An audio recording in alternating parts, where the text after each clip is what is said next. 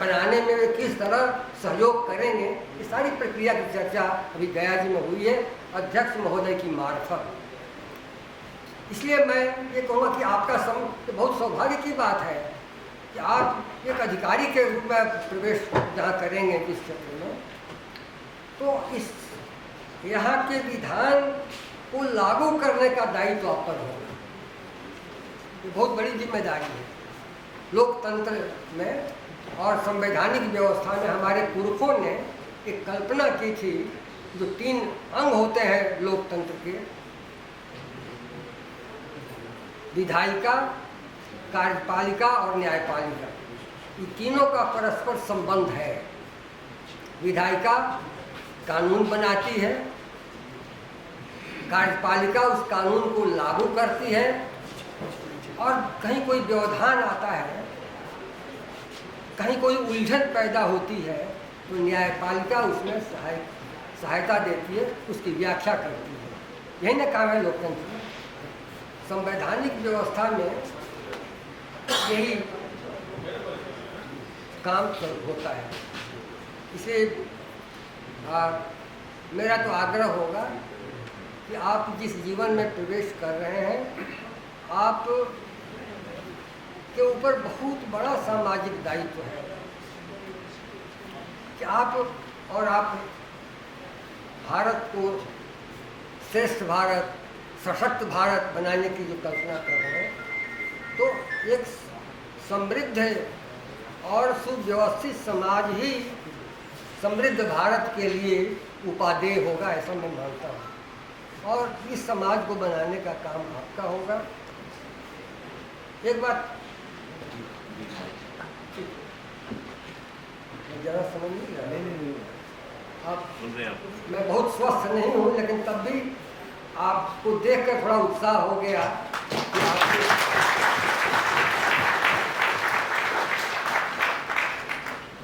और जब व्यवहारिक जीवन में प्रवेश करेंगे तो बहुत तरह की कठिनाइयाँ भी आएंगी।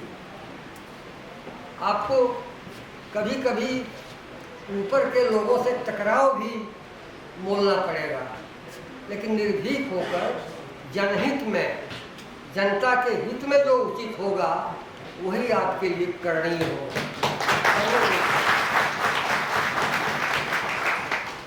कभी कभी आप अपनी सेवा में कुछ अपमान भी, उसका भी सामना करना पड़ेगा। अपमानित हो जाए किसी उच्चाधिकारी से या किसी मंत्री से या किसी रसूख वाले आदमी से, उसमें भी चिंता नहीं करनी, क्योंकि आप समझिए कि मुझे तो जब सम्मान, मैं थोड़ा असहज हो रहा था जब कहा गया कि मैं सम्मानित किया जाएगा। हमारी परंपरा रही है भारत की, तो कहा गया है कि असम्माना तपो वृद्धि सम्मानातु तपः क्षया। अगर आप तो अपमानित होते हैं तो समझिए कि आपकी तपस्या में वृद्धि हो रही है, और सम्मानित हो रहे हैं तो लगता है कि तपस्या में कहीं क्षय है, कहीं कमी आ रही है। तो मैं हमेशा भयभीत होता हूँ कि कोई सम्मान मिल रहा है तो मैं डर रहा हूँ कि क्या कुछ गलती तो नहीं हो जाएगी मुझसे। तो ऐसा व्यवहारिक दृष्टिकोण आपको रखना होगा। थोड़ा अपमान भी, कोई मुखिया जी आएंगे आपसे उलझ जाएंगे, और सुख वाले आदमी आएंगे आपसे उलझ जाएंगे, लेकिन इसकी चिंता नहीं। आप देखेंगे कानून क्या कह रहा है। हमेशा आप इस सदन को याद करेंगे जहाँ कानून बना है, उन लोगों ने कानून बनाकर क्या दायित्व हम पर दिया है। ये कानून किनके लिए है? जनता के लिए है, उनके हक और हकूक के लिए है। आप किसी गरीब आदमी को उसका हक दिला देते हैं, आप समझिए कि आपकी सेवा की सबसे बड़ी सार्थकता यही।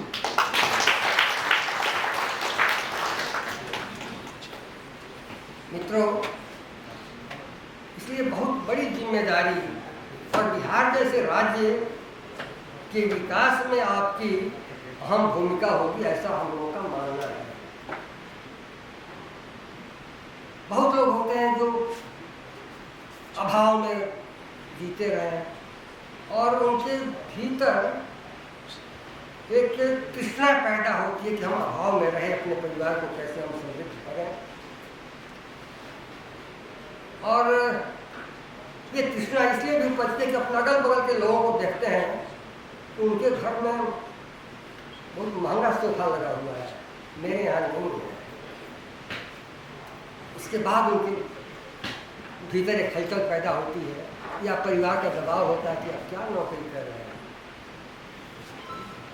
आप इतने बड़े अफसर हैं, वैसे तो अफसर हैं, और आपके यहाँ बहुत चारपाई ठीक से नहीं है, पलंग नहीं है, सोफा नहीं है, तो इससे तृष्णा पैदा थोड़ी मुझे भी होना चाहिए।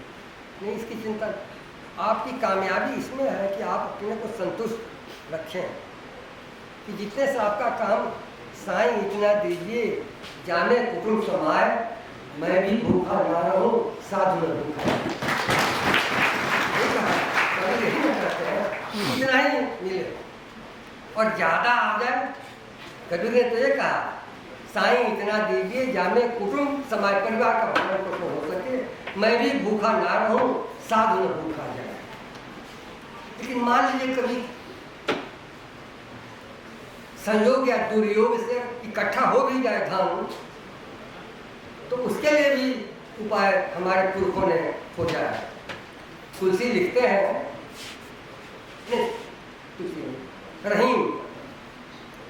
रहीम तुलसी के मित्र थे, दोनों बड़ी गाढ़ी मित्रता थी। अब जानते हैं कि अकबर के समय तुलसीदास हुए थे और रहीम अकबर के लॉ मिनिस्टर थे, विधि मंत्री थे, कवि भी थे, लेकिन अकबर के विधि मंत्री थे। उनके यही नहीं, लड़ाकू बड़े सैन्य अधिकारी भी थे। दक्षिण में जो राज्य स्थापित हुआ अकबर का, उसके सेनापति रहीम ही थे। उनके पिता बैरम खां जो सेनापति अकबर के थे आरंभ में। तो ये रहीम कहते हैं कि अगर धन इकट्ठा भी हो जाए तो लिखते हैं, पानी बाढ़े नाव में, घर में बाढ़े दाम, दोनों हाथ उलीजिए यही सयानों काम। अगर किसी तरह अर्जित हो गया आपके पास किसी अच्छे स्रोत से, इल गॉट मनी, अच्छे धन आपने अर्जित कर लिया, तो उसको बांटिए। आपका कोई पड़ोसी भूखा न रहे, एक ख्याल रखिए। आपके गांव का कोई आदमी जिसकी बेटी का ब्याह होने वाला है, उसको खेत बेचना नहीं पड़े, कुछ मदद आपकी तरफ से होगी। इसलिए अब घंटी बज गई और देने की जो परंपरा है हमारे यहाँ, ये बहुत बड़ी ऊंची परंपरा है। इसलिए हमेशा ध्यान रखिए कि अगर जमा पानी नाव में बढ़ जाएगा तो क्या होगा, नाव डूब जाएगी। तो दोनों हाथ से उलीचना है, पानी को बाहर फेंकना है। धन भी पैदा होता है तो उसको दोनों हाथ से बांटते रहिए। ये बांटने पर एक बात मैं कहकर अपनी बात समाप्त करता हूँ। ये हिंदी के बड़े कवि थे उस जमाने में, अकबर के ज़माने में। उनको रहीम ने उस जमाने में 13 लाख रुपए का इनाम दिया, 13 लाख। और पूछा और दिया तो उन्होंने कहा कि जो दे रहे थे 13 लाख, और कुछ मुद्राएं और भी थी, कुछ जेवर भी थे, तो उनकी नज़र उनकी तरफ नहीं थी। पूछा उन्होंने कि सीखो कहाँ नवाजते ऐसी देनी देन। इस तरह देना आपने कहाँ सीखा? ज्यों जो कर ऊंचो करे त्यों तो नीचे नैन। हाथ ऊंचा कर रहे देने के लिए, लेकिन आप यहाँ झुकी हुई है, इस तरह आपने कहाँ सीखा? तो रहीम ने कहा, देनदार कोई और है, देता है दिन रैन, लोग भरम मुझ पर करें ताते नीचे नैन। देने वाला तो कोई और है, वही देता रहता है, और लोगों को भ्रम न हो जाए कि मैं दे रहा हूँ इसलिए आंखें झुक गई हैं। तो देने का एक तरीका भी सिखाया हमारे पुरखों ने, हमारे पूर्वजों ने। इसलिए मैं ज़्यादा समय आपका नहीं लूँगा। अध्यापक लोग कुछ ज़्यादा बोल जाते हैं, आप माफ़ करेंगे। और मैं मंच के सभी माननीय जो हमारे बैठे हुए हैं उनसे भी ये क्षमा प्रार्थी हूँ कि कुछ ज़्यादा बोल गया तो आप अन्यथा नहीं लेंगे। फिर से आपको बधाई, बहुत बहुत धन्यवाद। अभी कुछ अभ्यर्थियों का मैं नाम लूँगा, पुकारूँगा, वो मंच के नज़दीक आएंगे और अपना सम्मान प्राप्त करेंगे। ऐसे क्रम चलेगा। ऐसे 10 अभ्यर्थियों को मैं पहले बुला रहा हूँ, ठीक है। उसके बाद फिर दूसरे वक्त आएंगे, फिर उस बीच में 10 ऐसे नाम पुकार करके उनको सम्मानित करूँगा। सर्वप्रथम ऋचा कुमारी जी से आग्रह होगा कि वो आए। RDO पद पे उनकी नियुक्ति हुई है, रहने वाले बाकरगंज पटना से हैं। ऋचा कुमारी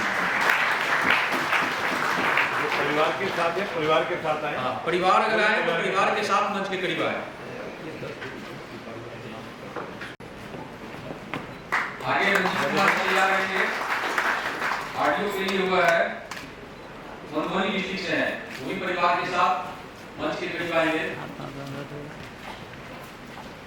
आप भी आइए।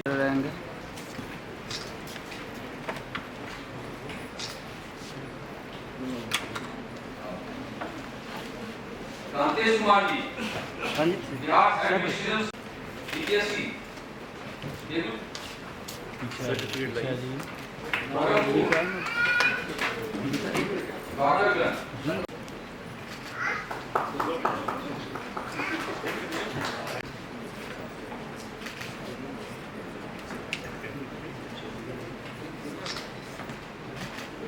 धर्मराज आनंद जी आगे तैयार रहेंगे, आगे तैयार रहेंगे। सुनील कुमारी जी बक्सर से एकदम परिवार के सदस्य आए हैं, वो परिवार के साथ मंच पे आएंगे।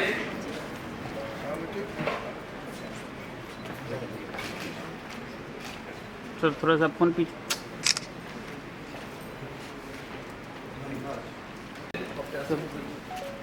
आइए सर।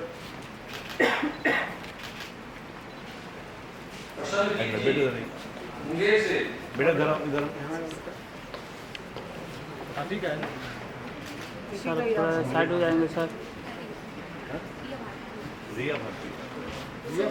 सर्टिफिकेट बाद में कर लेंगे। सर्टिफिकेट बाद में। नंदन कुमार पांडे जी, सर्टिफिकेट बाद में।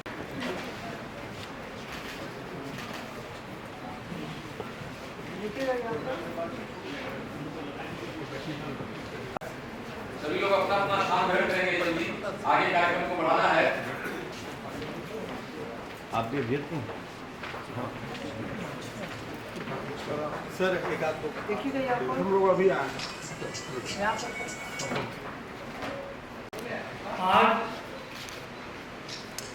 17वीं बिहार लोक सेवा आयोग में चयनित अभ्यर्थियों के सम्मान समारोह में यहाँ उपस्थित बिहार विधानसभा के अध्यक्ष माननीय प्रेम कुमार जी और बिहार विधानसभा के उपाध्यक्ष माननीय श्री वीरेंद्र यादव जी और बिहार विधान परिषद के उपाध्यक्ष उपसभापति प्रोफेसर राम बच्चन राय जी और श्री निपुण आलमवायन जी राष्ट्रीय संयोजक इस कार्यक्रम के हैं और बिहार विधानसभा में सचिव श्रीमती पूनम सिन्हा जी। प्रथम आप सबों को बधाई देता हूं तो आप सभी लोग इसमें चुने गए हैं। आप लोगों के ऊपर बहुत बड़ा दायित्व मिला है और उसको निर्वहन करना आपका परम कर्तव्य है, परम धर्म है। इस बात को हमेशा ध्यान में रखेंगे। कई यहाँ पर हैं जो अभिभावक के साथ में हैं, जो निर्वाचित हुए हैं, जो चयनित हुए हैं। आपको जितनी प्रसन्नता हो रही है उससे ज़्यादा आपके अभिभावक हैं, उन्हें प्रसन्नता हो रही है। इस बात को हमेशा ध्यान में रखेंगे। यहाँ पर पहुँचने में आपने मेहनत किया, लेकिन साथ ही साथ आपके माता पिता अपनी गाढ़ी कमाई में से आप पर खर्च किए हैं। इस बात को हमेशा ध्यान में रखना है, क्योंकि ये ठीक है, आपकी बहुत बड़ी जवाबदेही है, आपने बहुत मेहनत किया। मगर एक नहीं, अनेकों लोगों का योगदान है आपके यहाँ तक पहुँचाने में। सबों के दिल में ये तमन्ना रहा कि हमारा बेटा बेटी जो मेहनत करके और आज इस तरह की परीक्षा देने जा रहे हैं, निश्चित रूप से सफलता हो, वो ईश्वर से प्रार्थना कर रहे होंगे। इस प्रकार कारण कि यह जो जीवन के बहुत बड़ा आप एक उद्देश्य लेके चले हैं और जो इस कर्तव्य का निर्वहन करना आपके ऊपर बहुत बड़ा दायित्व बनता है। संविधान अभी दिया गया संविधान का, तो हमेशा संविधान से सब कुछ बंधा हुआ, चाहे वो कार्यपालिका हो, न्यायपालिका हो, विधायिका हो, सभी संविधान से बंधे हुए हैं। इस बात को भी ध्यान में रखते हुए संविधान हमेशा आपके साथ रहेगा। इन सब चीज़ों को ध्यान में रखते हुए और जब भिन्न भिन्न विभागों में आप जाकर पदाधिकारी बन के जा रहे हैं, तो आपके सामने जो भी विभाग रहे उसमें कैसे निष्पक्ष भाव से और कैसे काम करेंगे यह आप पर निर्भर करता है। और हमेशा ही कर्म ही धर्म कहा गया है। धर्म जो है, देखिए धर्म अलग अलग, ये पूजा पाठ करना ये नहीं, अलग अलग सबका है। पूजा पाठ को मंदिर में जाकर करते हैं, मस्जिद में जाकर वहाँ पुराण पाठ करते हैं, तो कई ये चीज अलग अलग है। लेकिन धर्म जो है कर्तव्य से बंधा हुआ है, और जो आपका कर्तव्य है उस कर्तव्य का निर्वहन करना ये आपका एक धर्म है। हमेशा इस बात का ध्यान रखेंगे और रखते हुए आप कार्य को करेंगे। जीवन में जो मिला है आपको दायित्व मिला है, तो ये काफी मेहनत परिश्रम और कई लोगों का योगदान से मिला है। पढ़ाई लिखाई सब जगहों में लोगों का योगदान रहा है, तब जा करके इसे पढ़े हैं। इसलिए ये कहना चाहता हूँ, लंबी है राहें बढ़ते जाना, देख मुसाफिर थक मत जाना। यदि कुछ मिल जाए तो मत इतराना, यदि आपको मिल गया है तो इसी पर इतराना नहीं, क्योंकि यदि कुछ मिल जाए तो मत इतराना। लक्ष्य बड़ा है, सफर है लंबा, लक्ष्य बड़ा है, सफर है लंबा। बाधाओं के पार उतर कर धैर्य से आगे बढ़ते जाना, आगे बढ़ते जाना। इसे हमेशा ध्यान रखिए। जीवन का लक्ष्य बहुत बड़ा है, हमें बहुत आगे बढ़ना है। एक मिल गया एक पर्याप्त नहीं है, क्योंकि हमें जीवन में बहुत कुछ करना है। अभी तो कई लोग आपने शुरुआत कर रहे हैं, अभी जा रहे हैं कार्य क्षेत्र में जा रहे हैं, आम लोगों के बीच में जा रहे हैं, तो अपना एक कार्य का शुरुआत कर रहे हैं, मगर तो करते हुए कहाँ तक पहुँचना है इसका कोई अंत नहीं। इसलिए हमेशा इस बात को ध्यान में हमेशा रखिएगा। ये तो कहा जाता है ना, जन्म लेना भाग्य की बात, किसके घर में कौन जन्म लेगा ये आपके कर्तव्य पर निर्भर करता है। लेकिन मृत्यु होना समय की बात है, पता नहीं किस समय किसकी मृत्यु हो जाएगी। अभी कोरोना में एक नहीं लाखों लोग चले गए, परिवार के परिवार समाप्त हो गए, लेकिन कहा जाता है मृत्यु के बाद लोगों के दिलों में जिंदा रहना ये कर्म की बात है। इस बात को ध्यान रखिए, जैसा कर्म करेंगे उसके अनुसार ही इस बात चलेंगे।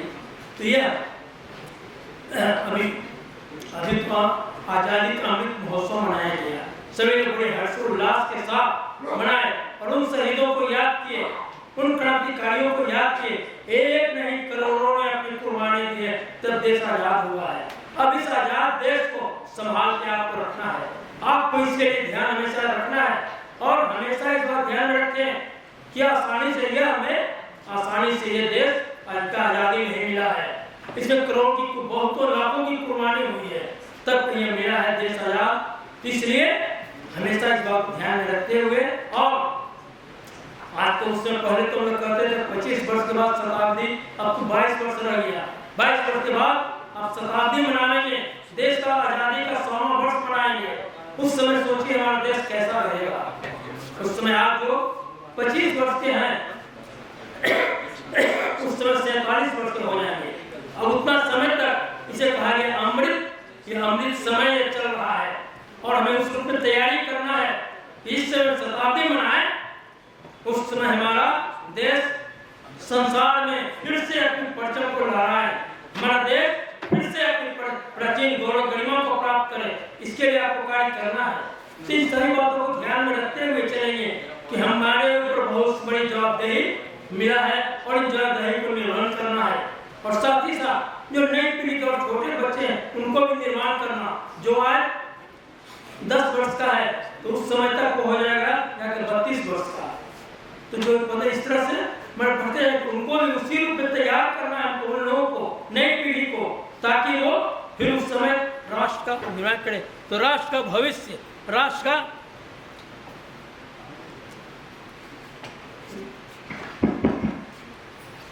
तो यह है राष्ट्र का दायित्व आपके ऊपर बहुत बड़ा है, इसलिए इन सभी को हमेशा ध्यान में रखते हुए कार्य करना है। साथ ही साथ यह हमारा देश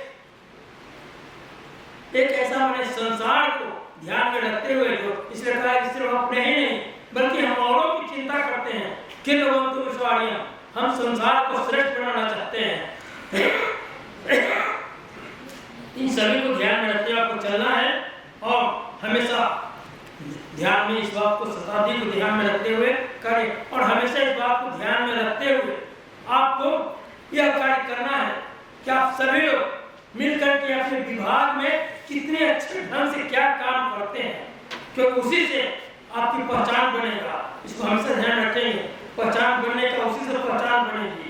इसलिए इस बात को ध्यान में रखते हुए कार्य करेंगे और आशा करते हैं कि आप सभी लोग जिस उद्देश्य के साथ आज पढ़ाई जो किए हैं, पढ़ाई करके जो लक्ष्य प्राप्त करते हुए जो आपको चुना गया है, तो इसमें हमेशा इस बात को ध्यान में रखेंगे।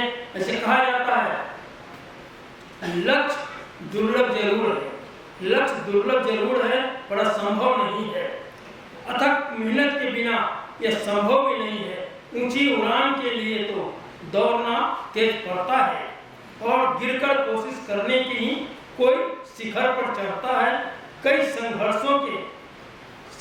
संघर्षों से प्राप्त लक्ष्य दुर्गामी बहुत होता है जो हमारे जीवन के अमृत को प्राप्त करता है। इस तरह हमारे जीवन को अमृत प्राप्त करता है, तभी आप जो उसका कार्य करेंगे। हमेशा इस बात को ध्यान रखते हुए और जो प्रधानमंत्री हमेशा कहते हैं आत्मनिर्भर भारत कौन बनाएगा, या आसमान से नहीं टपकेगा, आप ही लोग मिलकर के ऐसा कार्य करेंगे जिससे हमारा भारत आत्मनिर्भर बने। हजारों वर्ष तक गुलाम रहे, गुलामी के समय में भारत का जो कला कौशल हुनर सब कुछ समाप्त कर दिया गया। सुई तक विदेश से बन के आता था। तो ये स्थिति में पहुंच गए थे हम, लेकिन फिर से हम जागे हैं, तैयार हुए हैं और हमारे ऊपर जो दायित्व है उसका हम निर्वहन करेंगे। तभी न जो आत्मनिर्भर भारत कैसे बनेगा। सब लोग अपने अपने जहाँ आपका जो विभाग है, जो करते जहाँ पर रहेगा आपको मिलेगा, उसका पालन करते हुए इस प्रकार भारत को बनाना है कि ताकि भारत फिर से संसार का गुरु बने। संसार को हमें सिखाना है। कभी ये स्थिति था, संसार भर के लोग भारत में आते थे और सीखने के लिए ज्ञान विज्ञान सब कुछ भारत में भरा पड़ा था। भारत एक संपन्न राष्ट्र था भारत, लेकिन कारण कि काफी अरसे तक गुलाम रहने के कारण हमारा सब कुछ में धीरे धीरे समाप्त होता चला गया। तो फिर से हमें उसे प्राप्त करना है और इसके लिए मिलकर सबको काम करना है। तो आज इस अवसर पर आप एक संकल्प लेके जाएं, जीवन में संकल्प कर लें कि हमें किस तरह से कार्य करना है। हमेशा और दिखला दें, कहा कि नहीं मैंने, ताकि लोग आपको याद करें। हमेशा देखिए होता है कोई दरोगा जी गए भाई, पूरा थाना शांत हो गया, हमेशा लोग याद करते हैं।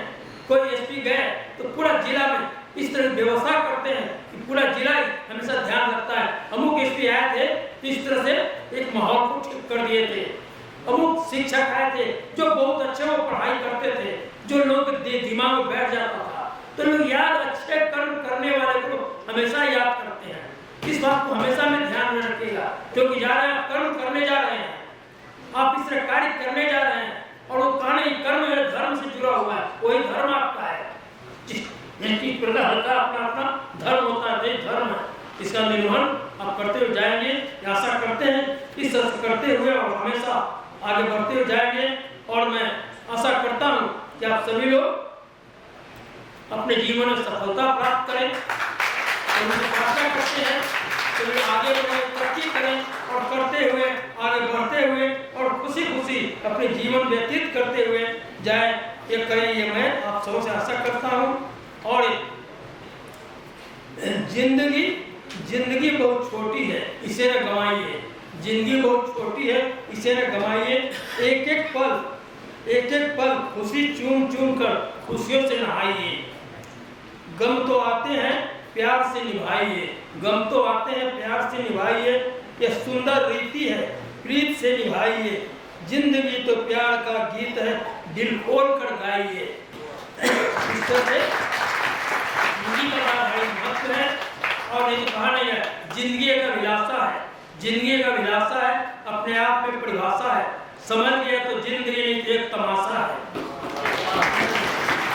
इस तरह समझ के चलना है, जिंदगी को व्यतीत इस रूप में करना है, कार्य करते हुए और हमेशा माता पिता भारत देश को याद, देश को ध्यान में रखते हुए और उस तरह से अपना जीवन को बनाना है। ये मैं आशा करता हूँ और आशा करता हूँ कि आप सभी लोग अच्छे ढंग से कार्य करते हुए और इस देश की जब शताब्दी मनाए उस समय आप सभी लोग खुशियों से जुड़ो कि हाँ हमने काम किया। क्योंकि आप काम करेंगे तो फिर आपको लगेगा कि नहीं हमारा भी देन है, हमारा भी योगदान है।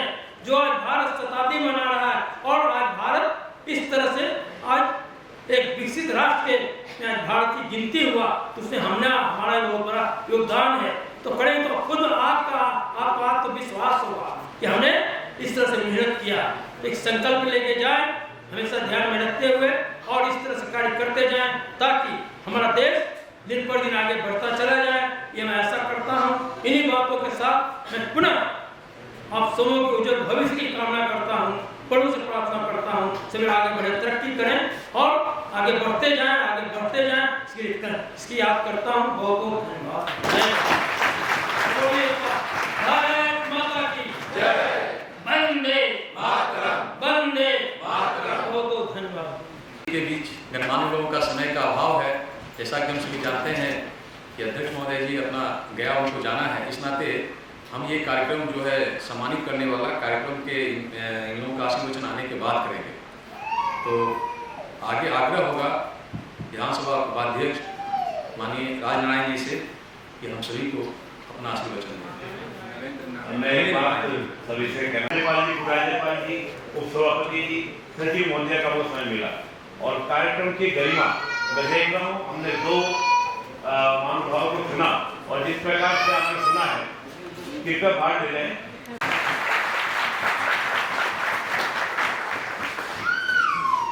आज बिहार विधानसभा के इस सभागार में 70वीं बीपीएससी में चयनित अभ्यर्थियों के सम्मान समारोह में उपस्थित जो सशक्त भारत मंच के तत्वाधान में हो रहा है, हमारे बिहार विधानसभा के सम्मानित अध्यक्ष प्रेम आदरणीय हमारे डॉक्टर प्रेम बाबू इस कार्यक्रम में उपस्थित हैं।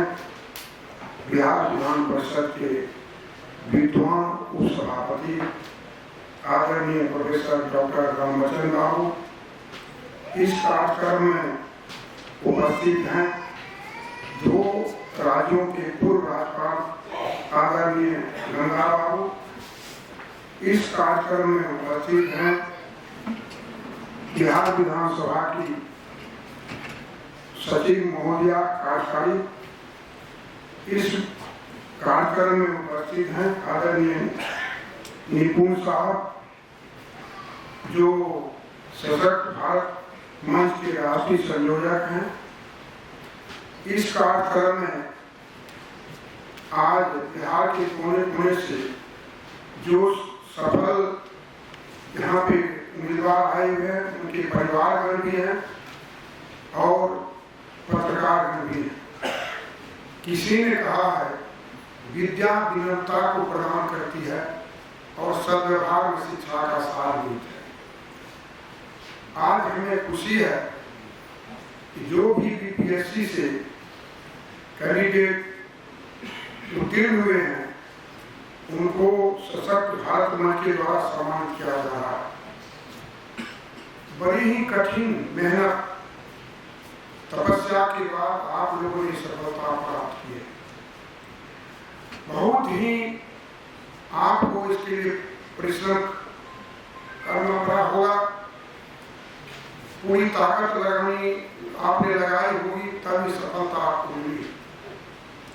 और आप आज से सार्वजनिक जीवन में जाने वाले।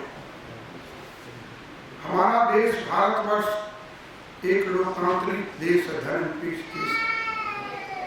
और हमारे देश में जो लोकतंत्र है, डेमोक्रेसी है, जमहूरियत है, उसमें जनता मालिक होती है और जनता से बड़ी ताकत किसी में नहीं होती है। हमारे संविधान निर्माताओं ने लोकतंत्र के 3 स्तंभ बनाए, विधायिका, कार्यपालिका और न्यायपालिका। विधायिका का कार्य होता है कानून बनाना, कार्यपालिका का कार्य होता है उसको लागू करना, और न्यायपालिका का कार्य होता है न्याय को देना। लेकिन जो परिस्थितियां सामने में वो किसी से छिपी हुई नहीं। जो माननीय विधायक कानून बनाते हैं, उन्हीं क्या टेलीफोन आता है, माननीय विधायक जी मेरा बेटा रोड एक्सीडेंट में डेथ कर गया, डेड बॉडी रखा हुआ हॉस्पिटल में, जरा कलेक्टर साहब को कह दीजिए पोस्टमार्टम हो जाएगा। अभी कोसी बराज में 1,71,000 विषय पानी छोड़ा गया, टेलीफोन आ गया, विधायक जी बहुत पानी छोड़ा गया है, जरा अलर्ट किया जाए, नाव की व्यवस्था की जाए। ये कार्य है कार्यपालिका। लेकिन हम लोगों को लोग कहते हैं कहीं पे आग लगती है, विभाग की फायर ब्रिगेड भेजिए, पॉलिथीन भेजिए, पेयजल नहीं है, 12,000 रिलीफ कार्डों के साथ होता है, उसका चेक जल्दी से भेजिए। रोड दुर्घटना में किसी की मौत होती है तो जरा सिविल सर्जन को कह दीजिए, विधायक जी पोस्टमार्टम रिपोर्ट दे देगा। मैं सच्ची बातें कह रहा हूं। तो जो परिस्थितियां आपके हमारे सामने, उस पर विचार करना पड़ेगा। इसलिए मैंने कहा कि लोकतंत्र में जनता मालिक होती है, जनता बड़ी ताकत किसी में नहीं होती। जनता की कैसे हम भलाई करें, कैसे उसका उद्धार करें, कैसे उनका हम काम करें, ये हमारा धर्म और कर्तव्य होता है। आप यहाँ पर लिखा बिहार लोक सेवा आयोग, सेवा शब्द उसमें जुड़ा हुआ है, यानी जनता की सेवा करना ही भगवान की सेवा करना है। मैं मानता हूँ जन में जनार्दन है, जन मतलब जनता में, जनार्दन मतलब भगवान, नर में नारायण है, नर मतलब मनुष्य, नारायण मतलब भगवान। जो जनता की सेवा करता है, जो जनार्दन की सेवा करता है, वो भगवान की सेवा करता है। किसी ने कहा work is worship and duty is law. किसी ने कहा गीता में कर्म किए जा, फल की चिंता मत कर तू इंसान, जैसा कर्म करोगे वैसा फल देगा भगवान। ये है गीता का। ये सारी बातें आप हमारे सामने रखी है। हम लोग एक गीत गाते थे, जहाँ वो ठोपे सच्चाई रहती है, जहाँ दिल में सफाई रहती है, हम उस देश के वासी हैं जिस देश पे गंगा। हम ये गीत गाते थे, है प्रीत जहाँ की रीत सदा, मैं गीत वहाँ का गाता हूँ, भारत का रहने वाला हूँ, भारत की बात सुना। और तो देश को जीता, हमने तो दिलों को जीता है, जहाँ नर में अभी तक राम है, नारी में अभी तक सीता है। जिस धरती पर मैंने जन्म लिया, ये जान के मैं इतराता हूँ, भारत का रहने वाला हूँ, भारत की बात। हमारे देश की जो गरिमा, जो हमारी संस्कृति है, जो हमारी धरोहर है, दुनिया का कोई देश उसका मुकाबला नहीं कर सकता है। इसीलिए हम आपसे कहना चाहते हैं कि आप एक अच्छे पदाधिकारी के रूप में जाएं। मैं 18 वर्ष से ब्लॉक का प्रमुख रहा, 1995 से अभी तक मैं लगातार विधायक रहा हूं, और जनता को मैं भगवान मानता हूं। मैं इसलिए कह रहा हूं, अनेक समस्या आपके सामने में आई। मैं एक बार गया था IRDP कार्यक्रम में, बैंक में मैं बैठा हुआ था, एक आदमी आता जो धोती और गंजी पहने हुए था, उसके पैर में चप्पल नहीं था। एक सिन्हा जी असिस्टेंट ने कहा तुम कहाँ आए हो? उन्होंने कहा मैं पैसा जमा करने के लिए सिन्हा बाबू आया हूँ। हमने कहा सिन्हा जी आपने तुम क्यों कहा उसको? इसीलिए वो गरीब आदमी है, आपके तरफ उसका बेटा है, मुझे आपको बुरा लगा, हमको बुरा लगा, ये अच्छी बात नहीं। तब तक ब्रांच मैनेजर चले आते हैं, नरेंद्र आपको गुस्सा आते हुए कभी हमने नहीं देखा। हमने कहा इन्होंने तुम क्यों कहा? तो लक्ष्मी आप पैसा जमा करने के लिए आया, उनको तो बैठाना चाहिए था और उसको भरना चाहिए था। उन्होंने उसको समझाया, सिन्हा जी का नाम से चूक और भूल हो गई है। मैं टीएमबी कॉलेज का स्टूडेंट था, मेरे बाबूजी मुखिया थे। वहां राजस्व कर्मचारी आता था, कहता था अरे फलाना तो हरीश नाम ले, ए फलाना मोदी तो पान नाम ले। तो मन में तो कसक होती थी, मैं पढ़ता था, मैं बेनती जो था नहीं। आखिर लोकतंत्र क्या? जनता को मालिक मानना चाहिए जगह पर, सेवा संज्ञा लिखा हुआ है जगह पर। मेरे कहने का अर्थ है गरीब भी लोग आएंगे, पढ़े लिखे लोग आएंगे, अनपढ़ लोग आएंगे आपके निकट। आपका धर्म होता प्रेम से बिठाना, उनकी बातों को सुनना, जो युक्ति संगत है उसको सरजमी को उतारना। मैं एक दो बात कहकर अपनी बात को समाप्त करूंगा। हमारे यहाँ जयंत पांडे एसडीओ थे, जयनारायण पांडे। शाम जब 5 बजे तो शाम हो जाता था, 6 बजे, तो सारे आस पास को कहते, तुम वो नहीं कहते थे, आप लोग चले जाइएगा। और मैंने देखा उनका लड़का साइकिल पर झोला लेकर गेहूं पिसाने जाता था। और जब वो ट्रेन से बिहारिया जाते थे तो रिक्शा से आते थे, सरकारी गाड़ी पर वो नहीं चढ़ते थे। और मैंने देखा एक बार कुछ लोग पर्चा लेने के लिए आए थे, कहा कि साहब पर्चा लेने के लिए हम लोग चले आए हैं। हमने तो आपको नहीं कहा था, अभी तो ठंडी का वक्त है, रात का 8 बजे आप पर्चा नहीं देगा। पहले खादी भंडार से 15 पीस कम्बल लो, थोड़ा चावल लो, दाल लो, खिचड़ी बना के खिलाओ इन लोग, कल मैं आपका पर्चा दूंगा। मैंने नजर से देखा उस अधिकारी को, एक सेवा के रूप में काम करते थे। आलमगढ़ का वीडियो में नागदास था, जो मेरा प्राइवेट सेक्रेटरी था, जब मैं उसके डेरे पड़ जाता था, एक भी वहां पर मैं बिचौलिया आपको नहीं देखता था। मैं स्टाफ रहा था, अपने ट्रे में ला करके चाय और नाश्ता हमको देते थे। मैं जब मंत्री बना तो मैंने उनको पीएस बनाया। और आपको जानकर खुशी होगी, वह भारतीय प्रशासनिक सेवा का कर्मचारी बन गया अपने ईमानदारी और मेहनत के बल। अभी भी वह मेरे यहाँ आता, मैं आपके साथ वीडियो वही हूँ, मोटरसाइकिल पर चढ़ करके आता है वह। अभी वह सेक्रेटरी है हेल्थ विभाग में। तो आदमी ईमानदारी और कर्म से कहां चला जाता है। मैं आपको सुझाव देना चाहूंगा, आप कभी ट्रांसफर पोस्टिंग के पचड़े में मत पड़े। जो सरकार जिस पद पर ध्यान देती है, ईमानदारी से काम करें, आपका मनोबल ऊंचा रहेगा। मैं आपको विश्वास दिलाता हूँ। कहाँ पर पोस्टिंग हो जाए, चाहे समुद्र में पोस्टिंग हो जाए, हमको काम करना है। सूख रही है बोटी बोटी, मिलती नहीं घास की रोटी, गढ़ते हैं इतिहास देश का, सहकर कठिन सुधा की मार, नमन तुम्हें मेरा सतवा। महाराणा प्रताप ने झेली, सामने में बेटी के हाथ से बिल्ली ने घास की रोटी को छीन लिया। उस दिन महाराणा प्रताप के आंख में आंसू की धारा बही थी, लेकिन उसने अकबर के सामने सरेंडर नहीं किया। उस धरती की हम संतान है। बहुत ऐसे इसमें गरीब परिवार के लोग आए। मेरे इलाके में 5 ऐसे लड़के आए हैं जिनके पिता नहीं थे। उनके पिता आते थे, चलिए हम लोग मास्टर रोल पर रखवा दीजिए। पैसा उसके पास में नहीं था, वो भी स्वर्गवास हो गए। गरीबी झेलते उसके बेटे ने डीएसपी का पद निकाल लिया। एक मिठाई बनाने वाला दुकानदार की बेटी थी, वो एसडीएम बन गई मेरे क्षेत्र में।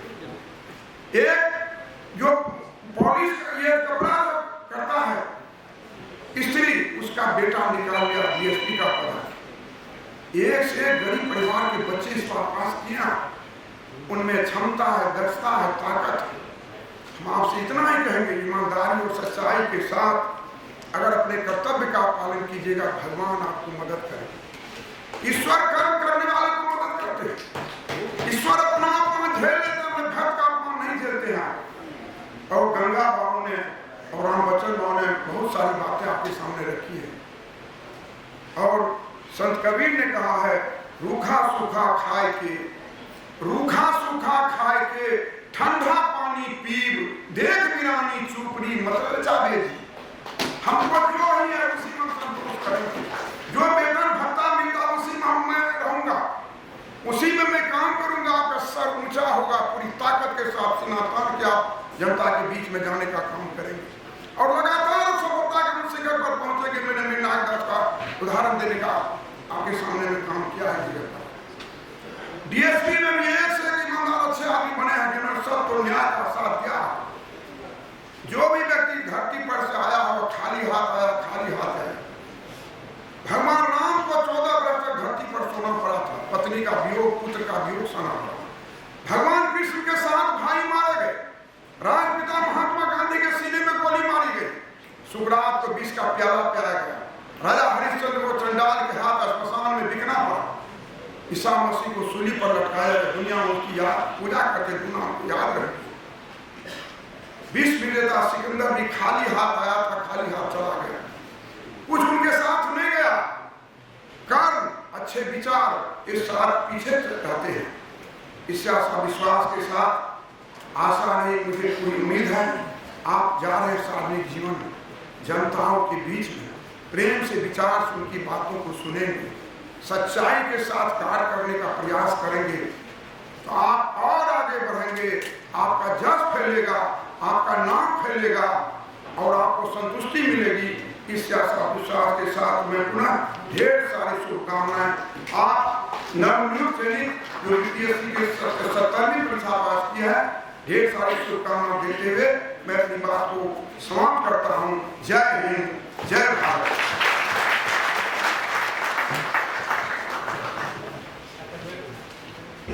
बहुत बहुत धन्यवाद सर।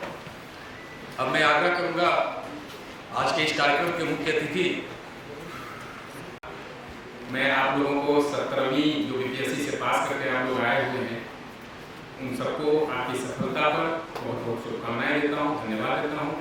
मैं माननीय अध्यक्ष महोदय का आप सचिव अमर कुमार था, माननीय अध्यक्ष का जो निर्देश प्राप्त हुआ है उसका मैं सूचना आपको देने के पहले एक शब्द में कहना चाहूँगा कि आप लोगों ने जो सफलता प्राप्त की है, निश्चित रूप से आपने मंजिल को निर्धारित किया होगा और उसको तय करने में आप लोगों की जो पसीना और आपके जो परिश्रम हुए होंगे वह अकल्पनीय है। मैं जानता हूँ आप लोग इस सफलता को प्राप्त करने के लिए कितना मेहनत किया होगा। कहा जाता है मंजिलें उन्हें मिलती है जिनके सपनों में उड़ान होता है, मंजिलें उन्हें मिलती है जिनके सपनों में उड़ान होता है, पंखों से कुछ नहीं होता, हौसलों में उड़ान होता है। मैं माननीय अध्यक्ष महोदय का निर्देश है, मैं उसके अनुपालन में माननीय अध्यक्ष महोदय ने कहा है कि इस भारत सशक्त मंच जो है, सशक्त भारत मंच, उनके संयोजक निपुण जी को सम्मानित करने का निर्णय अध्यक्ष महोदय ने लिया है। मैं आग्रह करता हूँ संजीव जी से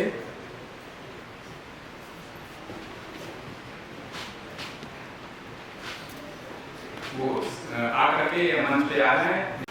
बहुत ही सराहनीय कार्य उन्होंने किया है। एक साथ एक जगह पर उन्होंने सभी को इकट्ठा किया, ये बहुत ही अच्छा कार्य है।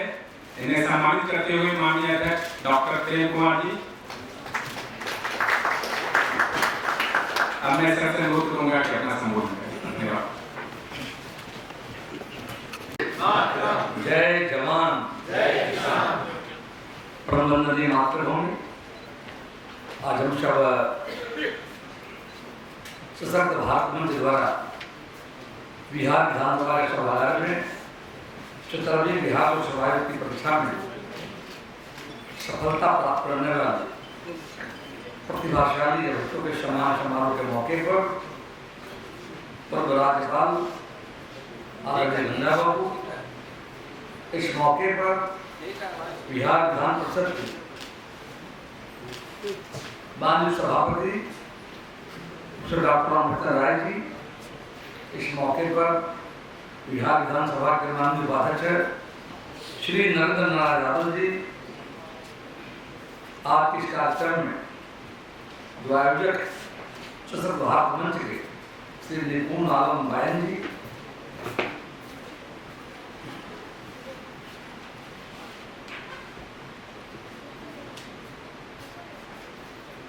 आज हम सब सशक्त भारत मंच द्वारा आज के कार्यक्रम में शामिल होने का मुझे अवसर मिला है। सबसे पहले शताब्दी बीपीएससी में चयनित आप सभी प्रतिभाशाली व्यक्तियों के मेरी ओर से हार्दिक बधाई शुभकामनाएं। प्रिय साथियों, बीपीएससी की परीक्षा केवल परीक्षा नहीं है, बल्कि समाज और राष्ट्र की सेवा का द्वार। आप सभी ने कठिन परिश्रम, आत्मविश्वास और धैर्य के बल पर यह मुकाम प्राप्त किया है। आपकी सफलता उन लाखों युवाओं के लिए प्रेरणा बनेगी जो सपनों को साकार करने के लिए निरंतर प्रयासरत हैं। आप ऐसे दायित्व पदों पर कार्य करेंगे जहाँ के प्रत्येक निर्णय का प्रभाव समाज के अंतिम व्यक्ति तक पहुँचेगा। इसलिए आपकी ईमानदारी, आपकी संवेदनशीलता, आपकी आत्मसफलता ही आपकी सबसे बड़ी पहचान होगी। मैं आपसे अपील करता हूँ, संविधान के मूल्यों, विधि के शासन तथा जनहित को सदैव सर्वोपरि रखेंगे। हमारा संविधान हमें न्याय, स्वतंत्रता, समानता और बंधुत्व का मार्ग दिखाता है। एक लोक सेवक के रूप में आपका पहला दायित्व इन संवैधानिक आदर्शों को व्यवहार में उतारना है।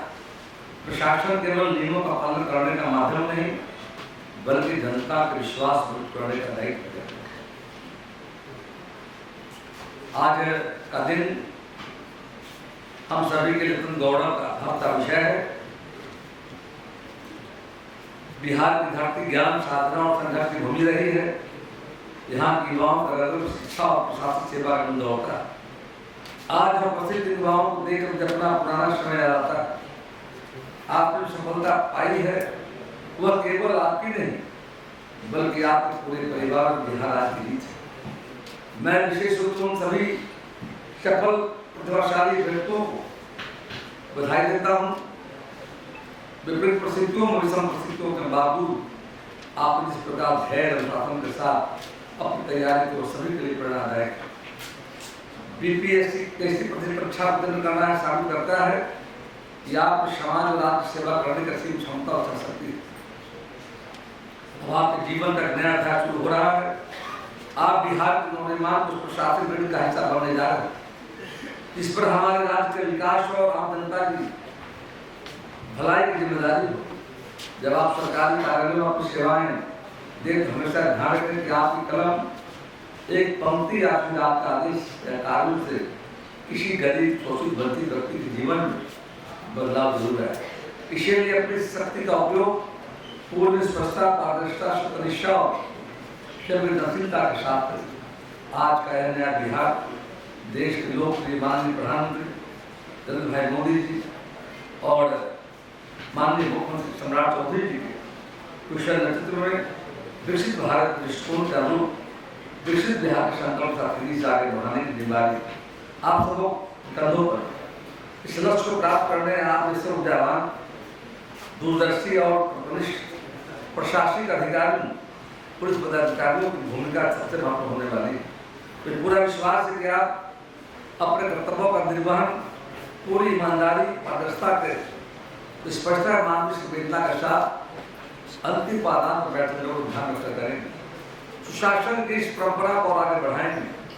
आपकी सफलता युवा विद्यार्थियों में धैर्य, सतत परिश्रम, सच्ची लगन से प्रेरणा लेकर अपने लक्ष्यों की प्राप्ति की सीख देगा। आप बिहार के विकास योजनाओं, सुशासन और जन कल्याणकारी नीतियों, सुरक्षा व्यवस्था, सामाजिक शांति और आम जनता तक प्रभावी ढंग से लागू कराने का दिशा रखेंगे। इस सफलता के पीछे आपके माता पिता के त्याग, गुरुजनों का मार्गदर्शन, आप सभी के संघर्ष का बहुत बड़ा योगदान जीवन में कभी मत भूलिएगा। अंत में मैं आप सभी के उज्जवल भविष्य, उत्कृष्ट प्रशासनिक जीवन और उच्च स्वास्थ्य कामना करता हूँ। आप निरंतर आगे बढ़ें, अपने माता पिता, परिजनों और गुरुजनों का नाम रोशन करें, तब बिहार को नई ऊंचाई पर ले जाएं। इस शुभकामनाओं के साथ अपनी वाणी को विराम देने से पहले दिनकर के पार्टी बोलना चाहता हूँ। मानव जब जोर लगाता है पत्थर भी पानी बन जाता है, पत्थर भी पानी बन जाता है। जय हिंद, जय जय बिहार। आग्रह करूंगा निपुण आलमियान जी से वो आए और धन्यवाद ज्ञापन करें। मैं अध्यक्ष जी का धन्यवाद दूंगा कि उन्होंने मुझे सम्मानित किया और मुझे इतना गर्व महसूस हो रहा है क्योंकि ये बिहार का पटका है। दिल्ली में रहता हूँ, हरियाणा का हूँ, लेकिन जो मुझे सम्मान मिला तो एक बार मैं सबसे कहूँगा, एक बार मेरे साथ बोलेंगे, जय बिहार, जय भारत। और मैं जैसा मुझे कहा गया, सर्वप्रथम मैं अध्यक्ष जी को 2 धन्यवाद दूंगा। मैंने सिर्फ इतना ही कहा था अध्यक्ष जी से कि जो नव चयनित अभ्यर्थी हैं उनका हम एक कार्यक्रम करना चाहते हैं और एक संकल्प के साथ कि राष्ट्र विकास और समाज को समर्पित जीवन। तो अध्यक्ष जी ने कहा आपको जो भी चाहिए बताइए, उपलब्ध होगा। तो सर्वप्रथम मैं अध्यक्ष जी के लिए इस हॉल की उपलब्धता के लिए मैं चाहूंगा कि हम सबका धन्यवाद करेंगे।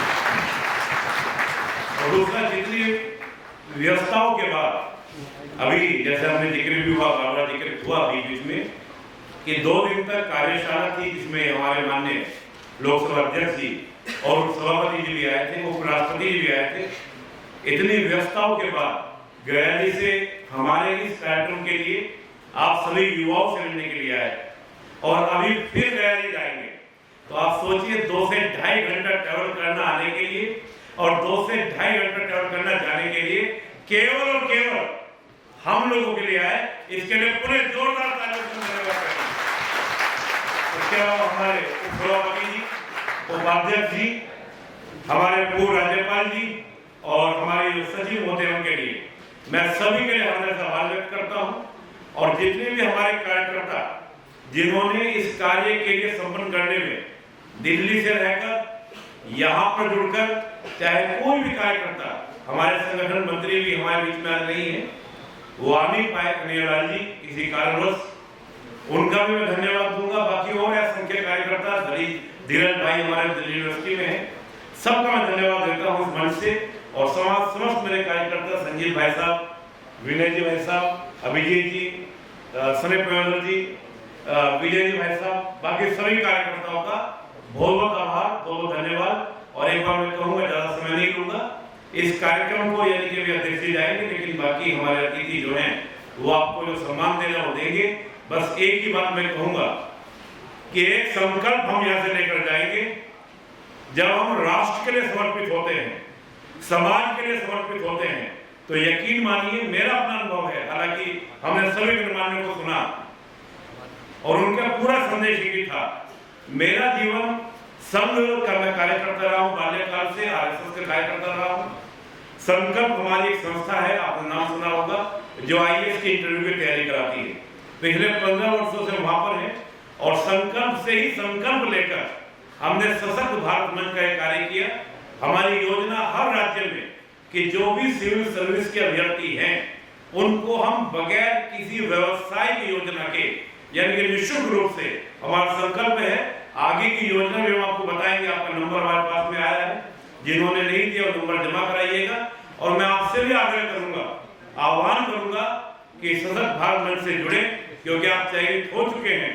हमारा दायित्व बनता है कि जिस राष्ट्र समाज ने हमें सब कुछ दिया, और हम लोग तो बचपन से गाते आए हैं, देश हमें देता है सब कुछ, हम भी तो देश को देना सीखें। तो मैं आपसे भी आह्वान करूंगा कि आप जहां भी रहें, जो भी आपके संपर्क में युवा आए, उनको राष्ट्र समाज के लिए जोड़ें और संविधान की मर्यादाओं के अनुसार कार्य करें। तो अंत में मैं सभी कार्यकर्ताओं से निवेदन करूंगा कि वह मंच पर आए और एक सामूहिक चित्र हमारा कार्यकर्ताओं का हो जाए। उस पश्चात अध्यक्ष जी प्रस्थान करेंगे और अन्य हमारा जो कार्यक्रम करेंगे, बाद में जलपान की व्यवस्था भी हमारी है, वो भी हम लोग करके जाएंगे। तो पुणे में एक बार आग्रह करूंगा सभी कार्यकर्ताओं से, जो भी हमारे युवा कार्यकर्ता है, वो भी, जो भी हमारे कार्यकर्ता एक बार सामूहिक चित्र के लिए सब मंच पर आ जाए।